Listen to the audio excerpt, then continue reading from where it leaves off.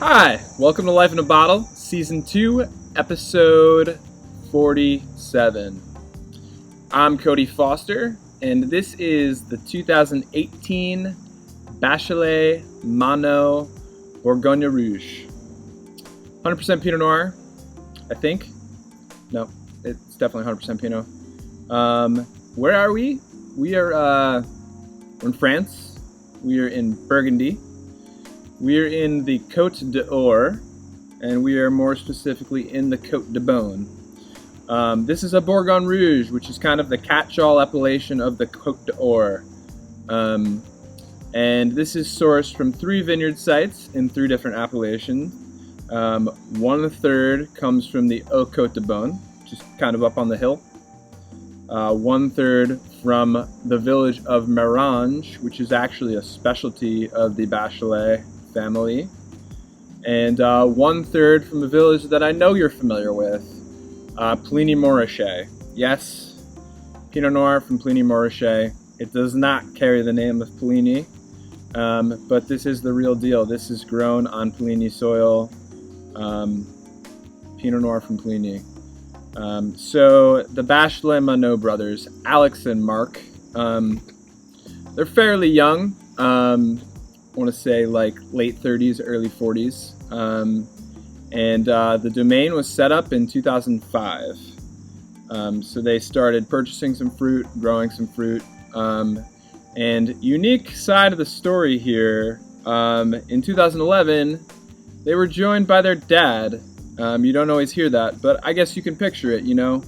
Dad's got some sweet vineyards. Young guns are doing a nice job in the vineyard and in the cellar, making exciting wines. And he says, why don't you guys use my vineyards? So Bachelet Monnot, now a 23-hectare estate. Yeah, we got a little wildlife here.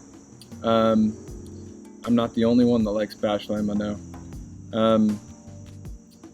So spread out through Puligny, Chassagne, Meursault. They are really oftentimes considered to be white wine specialists, but particularly within the past few years, this domaine's red wines have been absolutely on fire. And the 2018 Bourgogne Rouge is no exception. This wine is fermented using indigenous spontaneous ferment. It's aged in barrel, 15% of which are new. Although, my personal opinion, there is no detectable oak here whatsoever. So 12 months in barrel, followed by, and this is crucial, the brothers would tell you, 6 months in concrete tank, which just allows the wine to settle and coalesce. On the nose, first thing I get are very dark, rich cherries. There's a lot of fruit here, and anything from the oak influence, I take it back.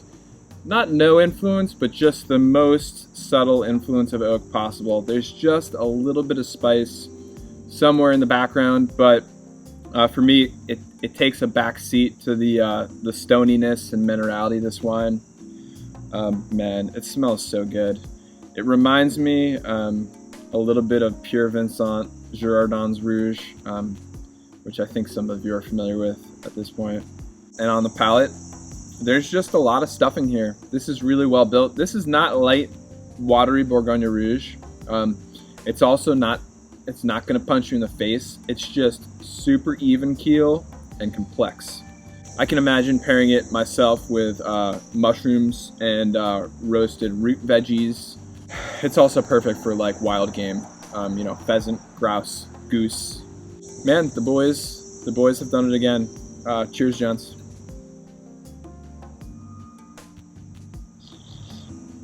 Oh, and one more trick tip for you guys. It's got the wax top.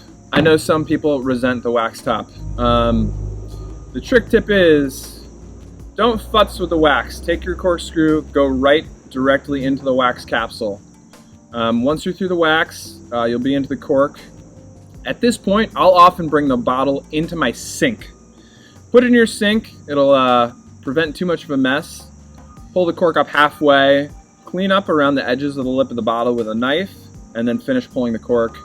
You can do some final trimming. It's pretty easy, and you'll learn to love the wax top like I do. So that's it. Cheers.